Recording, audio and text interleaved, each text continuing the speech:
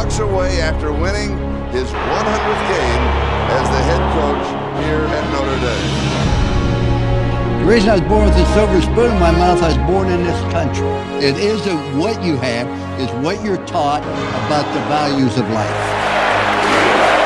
We trying to save souls. So there's a rule in life that you're either growing or you're dying. And like an old friend once said, we as Americans need to start winning again. Everyone should ask this question. Am I willing to endure the pain and the suffering and the sacrifice it takes to be a champion?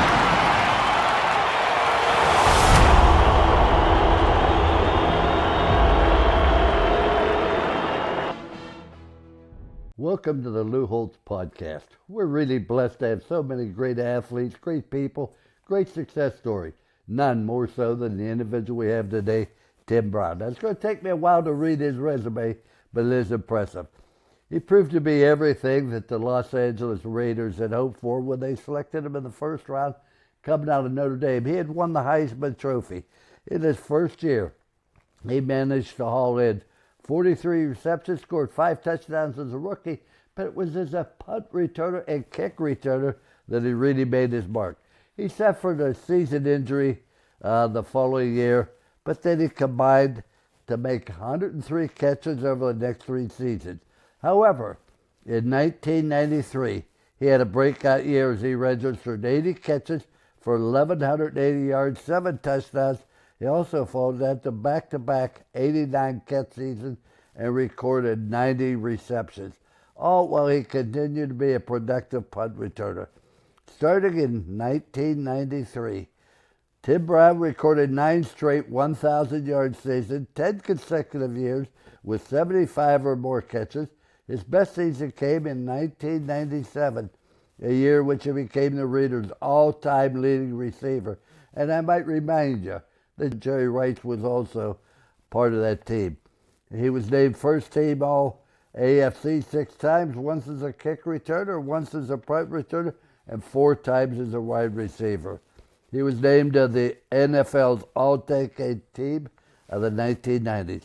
He retired after one final season with Tampa Bay and was selected into the Hall of Fame. Now, I want to tell you, I happened to coach Tim Brown, and I got to tell you, never once has there been a negative story or anything negative about Tim Brown that's come to my attention about the way he treated his teammates, the way he treated other people. He's just a class individual. We're flattered and honored to have Tim Brown with us. Tim, welcome.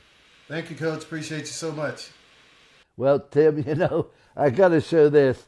I broke that finger in 4 places trying to teach you how to catch punts, and I'd never caught them before with binoculars or on bifocals, and I broke in 4 places. I saw some old article. You told a story. Apparently, Lou Holtz wasn't that good at punt returning. Yeah, I mean, that's one of those hilarious stories, man. I was having a bad day catching punts, and he was very frustrated because he was trying to do a punt return right in the middle of practice, and and I was holding up practice. So he got mad. I dropped 2, and he got mad, and he talking and cursing and talking and cursing. Let me get back here and show you how to. And I was standing, 5 yards away from him, and you hear clear as day that his finger break. Just tried to catch the ball, like pop. We tried not to laugh, but once they got him off the field, I can't tell you that we didn't laugh. That's for sure. But you've just done so many things in such a class act, and we're very proud of you. Now, with over 1,000 receptions, 15,000 receiving yards, over 100 touchdowns, you truly deserve the Hall of Fame. But Tim, what are the problems you had in achieving all this? Because nothing comes easy. Tell us about your family, about your background, how you ended up being where you are. Yeah, I think my path to where I am is a little unusual because even though my dad was a big football guy, he did not push me to play football. I mean, he did not take me to. I didn't play Pop Warner football. He wasn't checking up to see how I was doing, on the football field. My mom could care less. She's a missionary in the church still. And during those days, growing up, I mean, she thought that sports was the devil's workshop, right? Well, in the first place, I knew it was a dangerous game. I didn't know anything about football, per se, because I didn't watch it. But I knew it was a dangerous game from what the little I had seen on TV. And also, at that time, I just believed that it was worldly, and I just didn't want him involved, in it. But he would go to his daddy. He signed the papers behind my back for him to play. Yes. And so she didn't want me a part of sports at all for the most part. So and all they preached to me, Coach, was education. You got to get a great education, and of course when you're 13, 14. You're thinking about going to the junior college, and then maybe you can go to a little 4-year college around here after 2 years, but certainly we never thought about Notre Dame, anything of that nature. So when that opportunity came around, my big brother was one of these Subway alumni guys, right? He knew everything about the University of Notre Dame. I knew nothing. I didn't know what state it was in. I knew nothing about it. So Notre Dame wrote me a letter, and he just happened to come over to the house. He's 8 years older. He saw the letter, and he told my parents, hey, if they want him, he needs to go there. Because if he goes there, his life would be great and all this kind of stuff. So, and I'm in the background because at this point I had looked up where Notre Dame was and realized that it was 1,200 miles away from Dallas. And I was like, bro, no, we got to find a college around here I could go to. So that was really the beginning of everything, Coach. I think, when you got to Notre Dame. I remember Frank Broyles, who was the athletic director at Arkansas, came into my office one time, and he said, I hear rumors that you're going to be looking for a coach. And I said, well, those are the rumors, I wouldn't confirm or deny either one of them. But he said, the guy you ought to look at is Lou Holtz. He's our football coach, but I know that he loves Notre Dame, and he said maybe he would be a good person to look at. And ultimately, we did look at him, and we finally got him. But I thought it was strange that an athletic director would come up and recommend his own coach. I introduce to you Lou Holtz, the new football coach at the University of Notre Dame. Thank you. Thank you, Gina. You and I don't know if you remember the conversation, but I'll never forget it. And when you brought me in and you were telling me about all these things I was doing, and you asked me why wasn't the coaching staff before playing me, and I was telling you, well, I don't know. I mean, they just didn't play me, but I finally told you, well, I came here to get an education. I was gonna go back home, marry my high school sweetheart, be a deacon in the church. That was my plan. But the presence of you in my life really changed that for sure. Well, Tim, anybody could look at you and say, boy, he's really a special athlete. The Raiders' chances hinge on what happens on this pass play. A throw to the end zone. Tim Brown catches the ball. His third touchdown reception of the day. And the Raiders are one extra point away from tying the game. What a play. But when we talked to you, it was all about education. It wasn't about playing in the NFL. You came in there, Tim, with so many great athletes. We had wonderful people, Milt Jackson, Alvin Miller, Reggie Ward, Mark Green, the list goes on and on. What changed it where you gained the confidence that, hey, I can be great? Yeah, look, Coach, and I know you say this is about me, but this is really about you. Because, well, let me just say this, Coach. My high school coaches, I came from a program that won 4 games in 3 years. We were 4-25-1 my 3 years on varsity.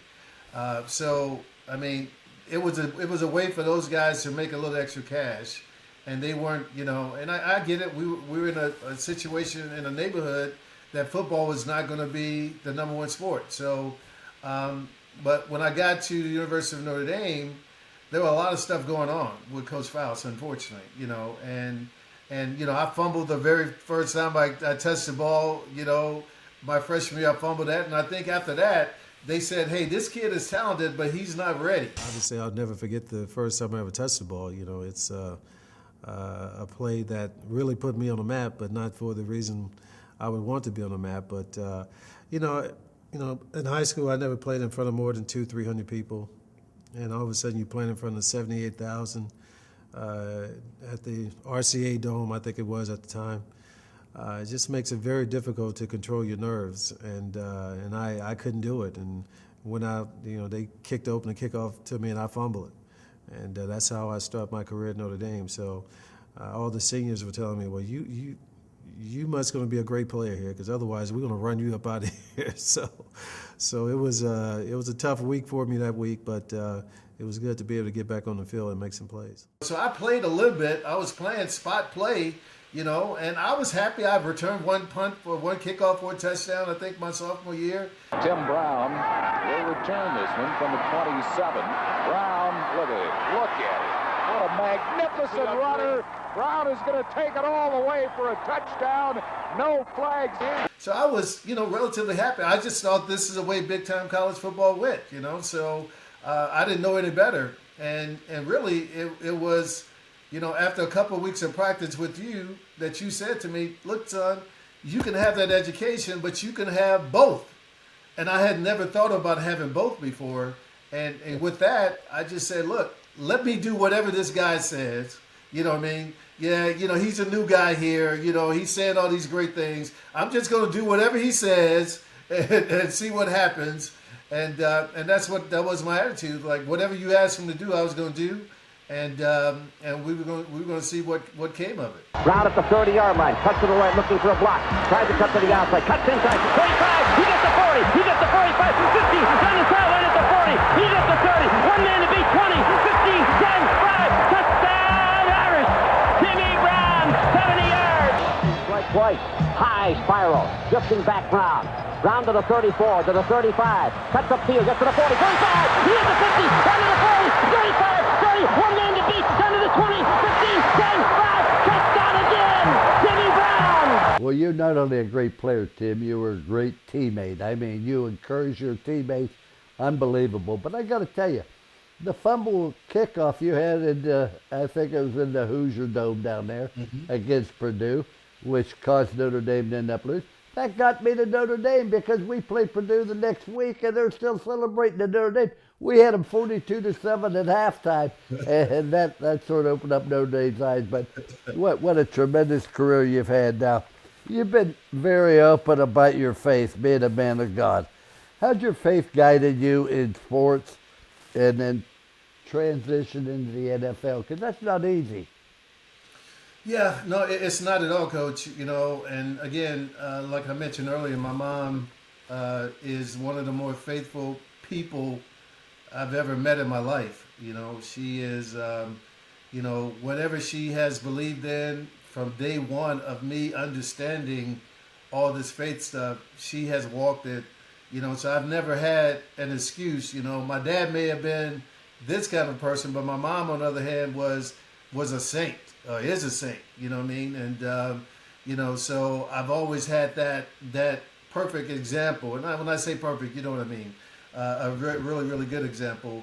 So for me, I never wanted to be a guy who was in and out of faith, and we may look at faith a little differently sometimes, because, in the way I was brought up, when you're going to live this thing, you got to live this thing. You can't be in and out and in. And so it took me really, several years to get to where I needed to get to, or where I wanted to get to. When you leave Notre Dame with a Heisman Trophy under your arm and, a pocket full of money in L.A., and you go into L.A., your life changes in many different ways, in some ways that you never dreamt of. But so I think that sort of knocked me off course a little bit. But, look, I was always reminded, of, my pastor, God bless him, he's 88 years old now, and, he's still hanging in there. But, he always encouraged me that God was doing all this, not so I could be some great football player, but so I can turn all this around and give it back to him in some kind of way. And I think, when you have, a man like yourself from a coaching standpoint in your life, and you have a pastor who is not trying to be your buddy, not trying to ask you when he can come out to a football game, but literally trying to still teach you and lead you, that just made for the perfect storm for me to be able to continue my faith in the right way. So, I told my wife when I first met her, if you see anything wrong, you better run, because if you see it, then that means I've been doing it for a long time.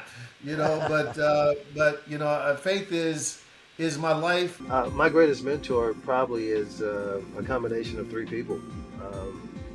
My pastor has been extremely, from a spiritual point of view, inspirational to me, because in a time of where you see a big time athlete or whatever, guy who's won the Heisman Trophy and all this kind of stuff, you may have a tendency to want to treat him a little differently than you treat your other members, and he's never done that. He's always told me when I was right and when I was wrong, and didn't like it sometimes, but he always told me when I was wrong, and I think that made me a better man. It's definitely made me a better spiritual man, for sure. My mom and I talk all the time, and we always come back to the question of how do people live in this life without faith? Because I just don't know where I would be without my Lord and Savior. I could agree with you more. And the problem is, Tim, when you go to the Los Angeles Raiders, you have all that money, people want to pick you as friends, and those aren't usually the right type of people. But that's right. You make good choices along that line. You mentioned your wife. Now, if there's one thing that we find commonality between successful people such as yourself, is somebody was strong in their family. In your case, your mother and your father, and then your preacher. That is just, it just is the exact thing of what we're trying to build, is getting people to be the leaders. I was told many times that no matter what I achieved in this world, if I wasn't successful as a husband and a father, I really failed. Now tell us about your personal life and what happened to you at Notre Dame. Where'd you meet your wife? Tell us about your family. Yeah, my wife, I met my wife in a very interesting way. God rest his soul, Chester McLaughlin, one of my teammates with the Raiders, came into the locker room one morning, Coach, and said, hey, I met your wife last night. And I was like, oh, that's a very interesting story. I was like, do tell, I'm ready to hear this story. And he told me how beautiful she was. She lived in the same apartment complex. On Friday night, they got together. They did all this cooking, and she did the majority of the cooking. She was a great cook. She's a Christian girl. And I'm like, Chester, why are you giving her to me? He was like, oh, she's too good for me, right? So, but I didn't really trust my boy Chester. Chester is 6'4", 6'5", 350 pounds. And he lived a hard life, but that went on. I kept asking him about her, and tell me the whole story, Chet. And he kept saying, Timmy, there's no story. This is the girl. I was like, Chester, why are you lying to your boy? I know you. Just tell me the whole story. So that little scenario, Coach, went on for a year and a half. I'd never met her for a year and a half. At his wedding, I met her at his wedding. He had us sitting together at the table, and we just clicked. I mean, it was like there was nobody else in the room. And for 2.5, 3 hours, we sat there and talked. I was leaving early to come back home, so I went to Chester and told him, hey, man, I got to leave. I said, dude, this girl Sharice, man. And he grabbed me by my collar, Coach. He was like, boy, that's the girl I've been trying to get you with for a year and a half. And, so look, I mean, hey, it was, I could have married her in 2 weeks, Coach. If I had 2 weeks, I probably would have tried to. I mean, that's how much we clicked. We got engaged in 6 months, and we were married within a year. And that was only because I met her in July, and it was time for football to start. Otherwise, I probably would have married her quicker than that. But, we've been married 27 years now. And look, we renewed our vows last year, a couple years ago for our 25th. And, and I told her, I said, look, you had a choice to make when we got married. You could have came in and said, I'm going to change all this stuff. I'm going to do all this. But instead, you know, you chose to work with me. I was 30 years old, Coach. You know, I was very settled in my ways. And certainly if somebody would have came in and tried to change my routine during the football season, that could have been problematic, you know. And you mentioned that my best year in the NFL was 97. That's just happened to be the year I got married. So, and I think she has a lot to do with that. Burns the veteran Jerry Gray to Tim Brown, emerging the last few weeks, as we told you, 6-yard run.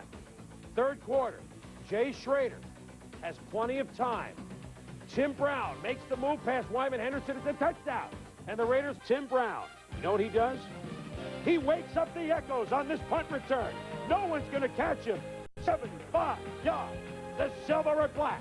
Way ahead. Bar right here goes right at that injured knee. Raiders lead 3-0 in the first quarter. Jay Schrader to Timmy Brown. Steps past one man. And Kelso isn't going to bring him down. 78 yards. Touchdown. Raiders. And how many children do you have, Tim? We have 4 kids. 4 kids. And tell us very briefly about each of them. Yeah, our oldest Taylor is he works at Children's Hospital here in Dallas. Oh my! So he's doing great. So my the 25-year-old, she is, Coach. She was the first person we knew to have COVID, and she had it for 10 weeks, and it was her senior year in college, and they shut down the school. And so her roommate left, so she ended up being by herself for 10 weeks. Because at that time we knew nothing about it. All we knew is we couldn't go see her. So she suffered a little bit from that, but she's doing great now. You know, she has a couple of things that we're dealing with, but so she's a very smart girl. She's done a little work with Amazon and places like that. But you know, we still trying to get her in that trying to get a lunch, Coach. Trying to get a lunch, but yeah, we're gonna be fine. My youngest are twins. They're 21 years, just turned 21 a couple of weeks ago. So they one is in L.A. at LMU, and the other one, my son Timmy Jr., is at Holy Cross at Notre Dame, Coach. Oh, that's great. Well, you know what's really amazing, Tim, is that your family kept their marriage together, and you've done it for 27 years because they showed you exactly how to do it. Tim, you've had a couple moments you described as won't he do it when all hope seemed lost, you knew God would pull you through. Tell us about when you first went into the NFL. I know you had great success. Fresh off his Heisman Trophy winning college career, Tim Brown was drafted by the Los Angeles Raiders with the 6th overall pick in the 1988 draft. Taking the field at the LA Coliseum for the very first play of his NFL career, he faced the weight of expectations and one overriding sensation. I was scared out of my mind, I have to tell you that. And only thing I kept telling myself is, look, you know, once you get the ball in your hands, things happen naturally. But you got to get the ball in your hands. So make sure you catch the ball. Here's the kickoff now that is received by Tim Brown on the 3, out to the 10, the 15, accelerate 20. I remember that play like it was yesterday, man. I made one cut, and then I was up the sideline. He's past the kicker at the 50. He's on the way. I'm looking around because I was like, I heard these guys were fast, so I know somebody's coming to get me. So I'm looking around trying to figure out who's coming to get me. And by the time I get to the 10, I realize nobody's there. And I'm starting to celebrate already. Tim Brown, touchdown Raiders, 90 yards. Holy Toledo. You're in the Hall of Fame. It goes on and on. However, there's always times where you have doubts. Things don't go well. Tell me about when you first went in the NFL, the questions you had. Yeah, you know, look, you know, my rookie year goes extremely well. And, you know, I wasn't expecting to play that much of a receiver because we had James Lofton, Willie Gault, Mervyn Fernandez, all those guys. But, you know, one after another, everybody started to get hurt. I ended up leading the team in receptions that year. So I go to training camp the next year, you know, I'm the man. You know, I'm going to be the punt returner, kick returner, and I'm going to be the number 1 receiver. And the opening game of the year, I tear my knee up. And after that, everything changed from the Raiders' point of view of how they saw me as a player. And Al Davis came up to me and told me that I was going to be the best punt returner, third down receiver to ever play the game, but I would never see first and second down. And, coming off my surgery, it didn't, whatever. But after 1990, 91, I was feeling a lot better, and I was like, hey, and it wasn't happening. It wasn't happening. And I believe at that time I reached out to you. It was like, man, what do I do? What do I do in a situation like this? And now we may be in 92 at this point, and I was still playing behind Mervin Fernandez. Mervin gets hurt halfway through the season, and I end up, with 50 catches or whatever for the rest of the year, and, end up leading the team in receptions that year. And after that, I finally was able to get Mr. Davis to allow me to play on first and second down, and things sort of went great. But, I mean, your advice to me to go to him and say, look, hey, I can help you win. Win, baby, win. That's what you're all about. You called me, we talked about it. I said, go ahead and see Mr. Davis. Say, your motto is win, baby, win. I can help you win. Why won't you let me help you win? It was about the third week of the season. I'm in my office. Tim Brown calls me. And he said, Coach, he said, they're not giving me a chance. He said, I don't know why they drafted me. He said, Al Davis doesn't like me. Tim, here's what you do. You go in, you get an appointment with Mr. Davis. You sit down. Say, Mr. Davis, I know you want to win. Win, baby, win. I can help you win. Why won't you let me help you win? And you certainly did that. Now, a big aspect of your life, Tim, has always been reaching out to kids. Whether you were chairman of athletes and entertainer for Kids of Your Heart, for Single Family House, tell us how your father made such an impact on you and how you've given back so much to other people. As I said, in your entire life, I've never heard a negative comment or a scandal about you and the way you've treated anybody, and that's unusual for somebody who's gained so much notoriety as you have. Well, I appreciate that. I sort of had a motto, Coach, of my mom. I don't know if it's a motto or whatever you want to call it, but my mom, in my opinion, is such a saint that I never wanted, her to come out of church one day and some reporter is there like, yeah, well, we heard your son did, so, I mean, literally, I didn't do certain things, not that they were possible trouble, but even if it could have been a possibility, I just said, I'm not going to be a part of it because, I didn't want my family, especially my mom. My dad would have been able to handle it, but my mom would not have been. But, look, watching mom and dad, they were married for 52 years before he passed away.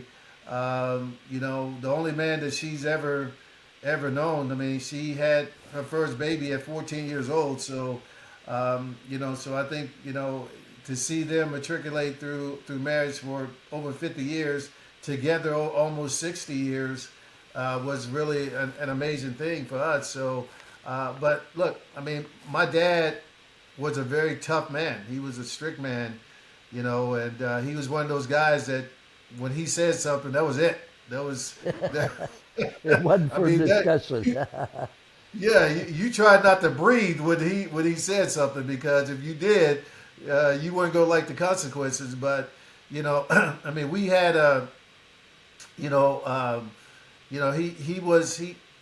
well, I have to tell this story, because if I don't tell this story, he told me before he passed, I have to tell the story. So I'm going to tell the story. We had an incident at 13. When I was 13, he came in a little intoxicated one night and scared me to death, right? And to the point where I said, to myself, if alcohol would make you want to act like that, I'm never going to touch alcohol. And it's because of that night I have never touched alcohol in my life. And so that caused a little issue with the family, with me and him for almost 10, 12 years, and finally, we kissed and made up, or whatever you want to say. And, for the last 20 some years of his life, we had an incredible relationship. But, that night changed my life in many ways, And, you know, even recently, I had one of these body scans and all that stuff done.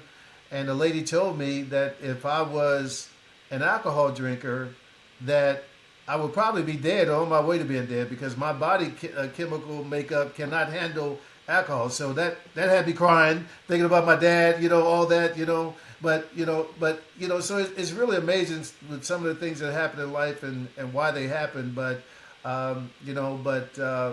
having a father who was so no nonsense, was people ask, well, Tim, how did you get how in the world can you play 15 years without missing a practice? And, I did miss a game. I had a little sore hamstring. They decided at game time not to play me.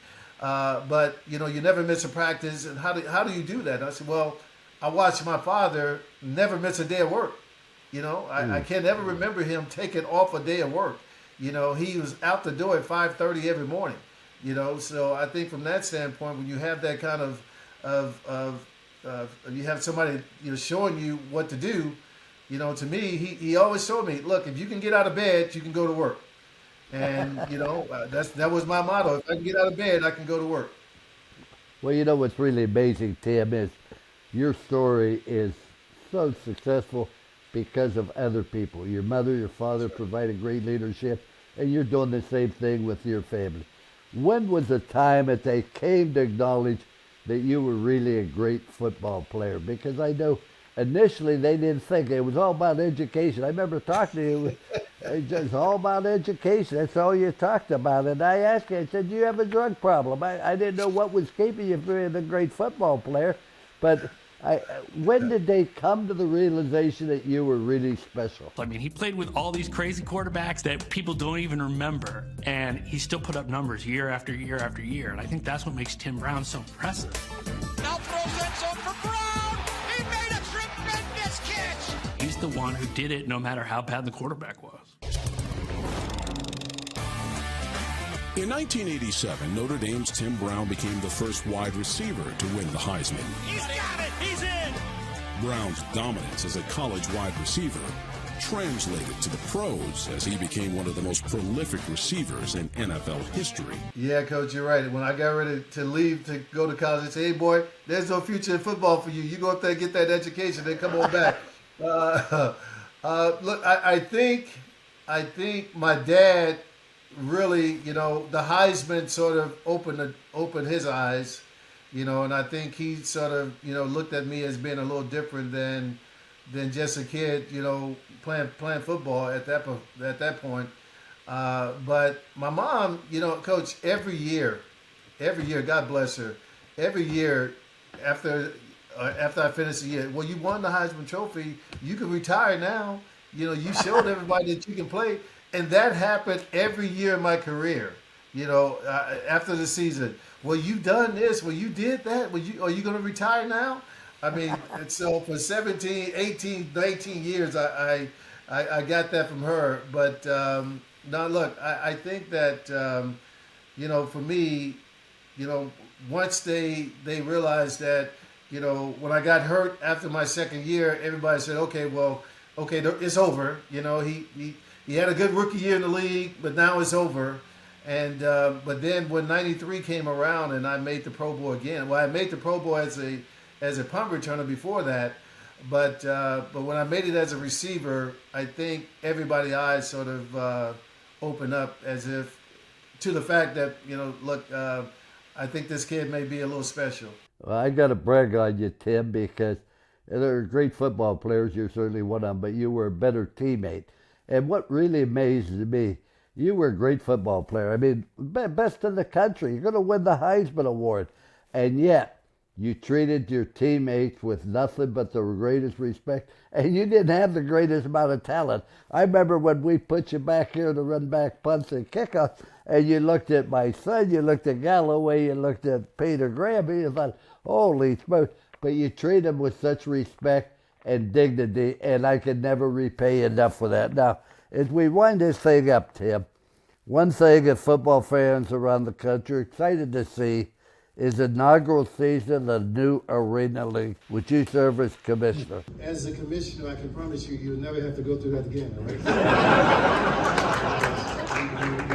it once, you'll never have to go do it again. So, it is my pleasure and my honor to officially announce that Waterloo will be one of the 4 teams. We're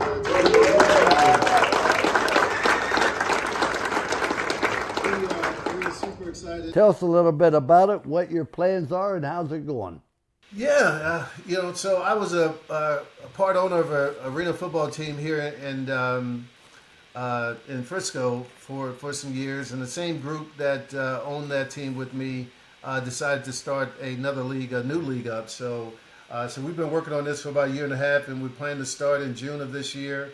We're starting with 4 teams this year, and then we've already expanded. We've got 2 teams for next year, and we'll hope to get it up to 12 to 16 teams over the next few years.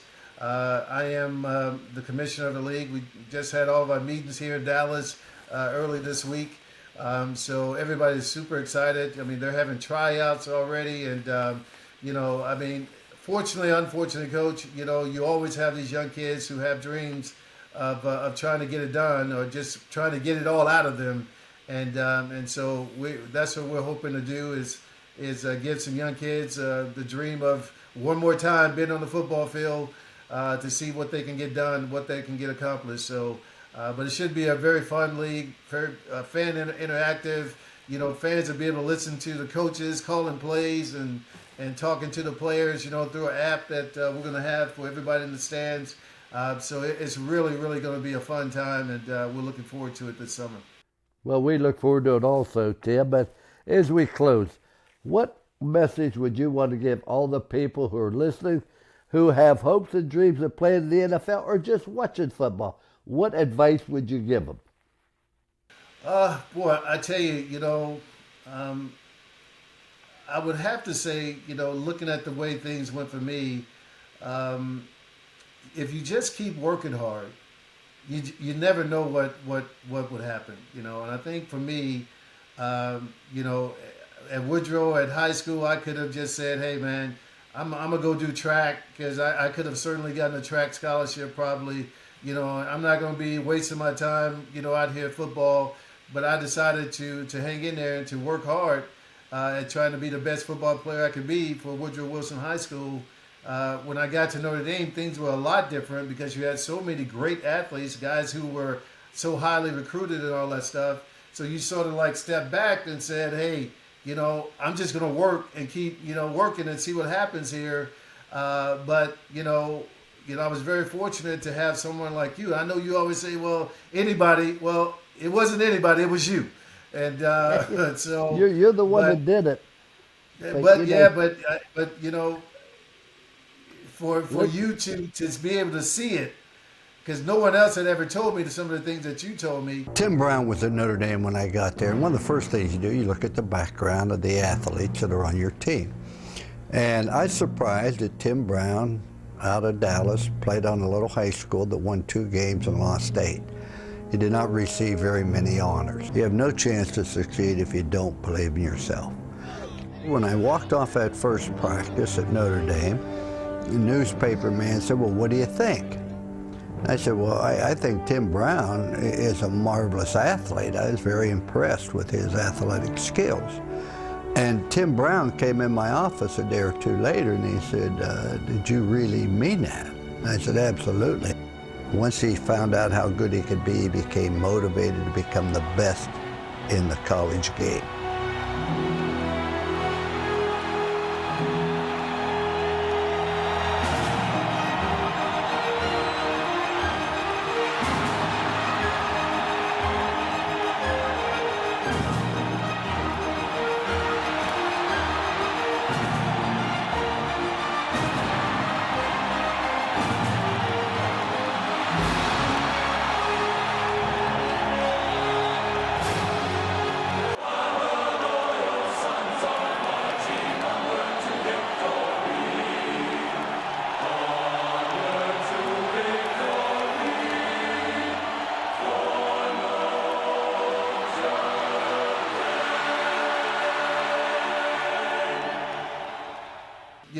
But it just changed my whole outlook on the game, and now it was all about just work hard. I used to, when I was in NFL, my practice shoes, I put work on one foot and hard on the other foot. So every time I look down, I saw work hard. And that's the only thing that I can do to encourage anybody. Whatever it is that you're doing, if you keep working hard, something good will come of it.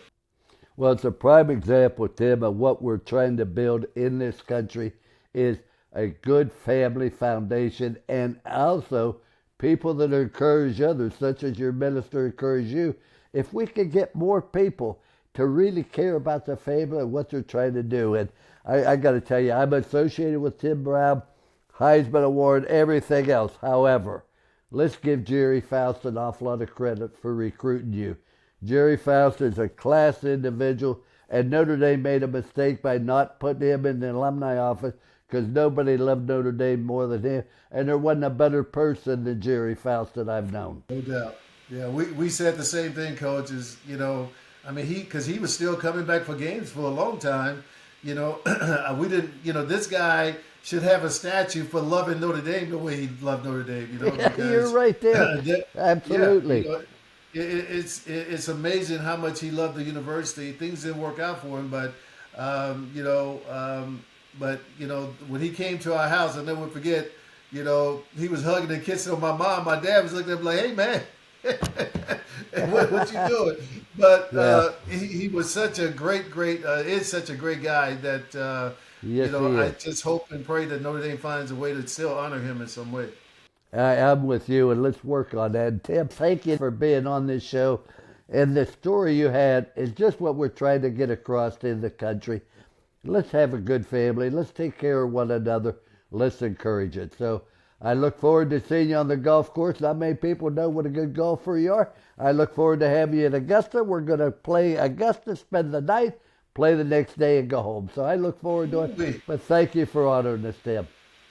Thank you, Coach. Appreciate you. Absolutely. And he walks away after winning his 100th game as the head coach here at Notre Dame.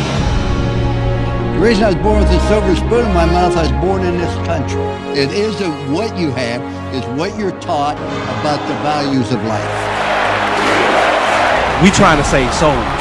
See, there's a rule in life that you're either growing or you're dying. And like an old friend once said, we as Americans need to start winning again. Everyone should ask this question. Am I willing to endure the pain and the suffering and the sacrifice it takes to be a champion?